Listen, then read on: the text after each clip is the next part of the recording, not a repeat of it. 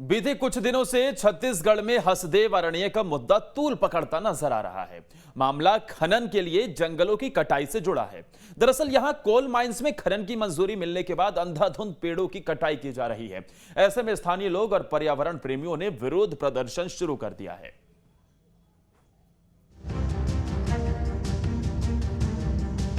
जिन जंगलों को बचाने के लिए बड़ी बड़ी बातें होती रही हैं, अब उन्हें उजाड़ा जा रहा है। दरअसल छत्तीसगढ़ के हसदेव इलाके में कोल माइंस को मंजूरी दे दी गई है। इसके लिए पहले फेज में 70 पेड़ों की कटाई भी कर दी गई। लेकिन ग्रामीणों को जब ये बात पता चली तो उन्होंने पेड़ों की कटाई के विरोध में मोर्चा खोल दिया, विरोध प्रदर्शन शुरू कर दिया और उन्हें साथ मिला पर्यावरण प्रेमियों का।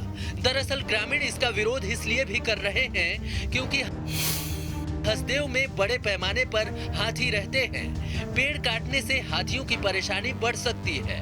हाथी रिहायशी इलाकों का रुख कर सकते हैं। पेड़ों की कटाई से बागोबांध पर भी असर पड़ सकता है। साथ ही हसदेव से लोगों को विस्थापित भी होना पड़ेगा। पेड़ों की कटाई से पर्यावरण को भी नुकसान होगा। मेरा नाम डॉक्टर इति चतुर्वेदी। हम लोग ये चाहते हैं कि हसदेव के जंगल ना कटे। अगर हसदेव के जंगल कट जाएंगे तो जो जल है और बाकी व्यवस्था, एक जो प्रकृति की व्यवस्था है वो पूरी खत्म हो जाएगी। तो हम लोग ये चाहते हैं कि जंगल किसी भी हाल में नहीं कटना चाहिए। हसदेव अरण्य के जंगलों में पिछले 1 दशक से जंगल काटकर कोल उत्खनन किया जा रहा है और इस बार फिर से कोल माइंस को मंजूरी दे दी गई है। इस खदान के लिए 640 हेक्टेयर जमीन अधिग्रहित की गई है। 2028 तक इसमें खनन किया जाना था, लेकिन उससे पहले ही कोयला निकाल लिया गया। अब इसी माइंस को दूसरे फेज के लिए मंजूरी मिली है। इसके लिए 1200 हेक्टेयर जमीन में माइंस की मंजूरी दी गई है।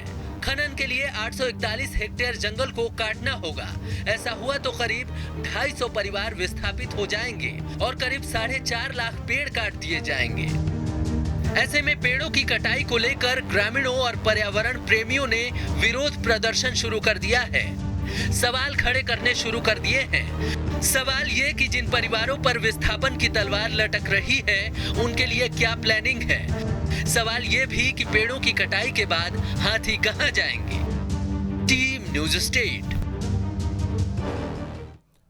तो वहीं नगरीय निकाय चुनाव की तारीखों का ऐलान हो गया है और इसी के साथ राजधानी भोपाल में आरक्षण को लेकर बवाल भी शुरू हो गया है, क्योंकि आरक्षण के बाद वार्ड नए सिरे से आरक्षित किए गए हैं, जिसके बाद अपने वार्ड में काम करने वाले पूर्व पार्षद यहां से चुनाव नहीं लड़ पाएंगे। रिपोर्ट दिखाते हैं। नगरीय निकाय चुनाव की तारीखों का ऐलान हो गया है, जिसके बाद अब पार्षद का चुनाव लड़ने वाले नेता सक्रिय हो गए हैं। हालांकि ऐसे कई पूर्व पार्षद हैं जो अपने ही घर से बेगाने हो गए हैं। दरअसल आरक्षण के बाद वार्डों में पूर्व में काम कर चुके पार्षद अब अपने वार्डों से चुनाव नहीं लड़ पाएंगे, जिसके बाद अब भी पूर्व पार्षद की नजर दूसरे वार्डों के अलावा अपनी पत्नियों को भी चुनाव लड़ाने पर है। नहीं, मेरा जो वार्ड नंबर 31 था वो महिला ओबीसी हो गया और निश्चित तौर पे कमलनाथ जी ने कहा है कि जहां ओबीसी है वहाँ ओबीसी के लोगों को कांग्रेस पार्टी के वचन पत्र के अनुसार ज़्यादा से ज़्यादा लोगों को मौका दिया जाना चाहिए।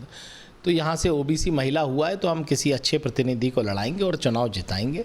अभी जो विकास मैंने वार्ड 32 में किए, जो चीज़ें जहाँ सालों से नहीं थी, आंगनबाड़ियाँ नहीं थी, पार्क नहीं थे, रोड नहीं थे, ये सब विकास जो किया, मैं तो यही चाहता हूँ कि अगर परिवार में किसी को टिकट मिलता है तो स्वयं मेरी धर्मपत्नी को मिलना चाहिए, ताकि थोड़ा बहुत बचा हुआ विकास कार्य में पूरा कर सकूं। इधर राजनीतिक दल के लोग भी गहन मंथन के साथ टिकट बंटवारे को लेकर तैयारियां कर रहे हैं। बीजेपी और कांग्रेस के वरिष्ठ नेताओं का कहना है कि चुनाव लड़ने की आस सभी कार्यकर्ताओं में होती है, लेकिन ये भी देखा जाता है कि आखिर उम्मीदवार जीतने लायक है या नहीं।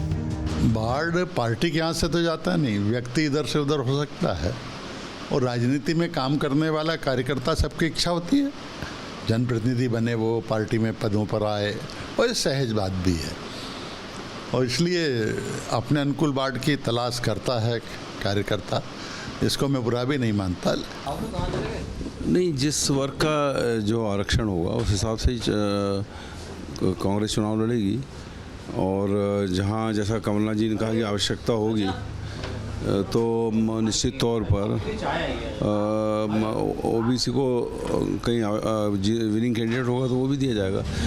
राजधानी भोपाल में आरक्षण के बाद भले ही पूर्व पार्षद अपने आप को बेघर महसूस कर रहे हों, लेकिन दूसरे वार्डों से चुनाव लड़ने की उनकी तैयारियां साफ तौर पर देखी जा रही हैं। अब ये तो आने वाला समय ही बताएगा कि आखिर किस नेता की किस्मत किस वार्ड में चमकती है। भोपाल से जितेंद्र शर्मा के साथ टीम न्यूज़ स्टेट।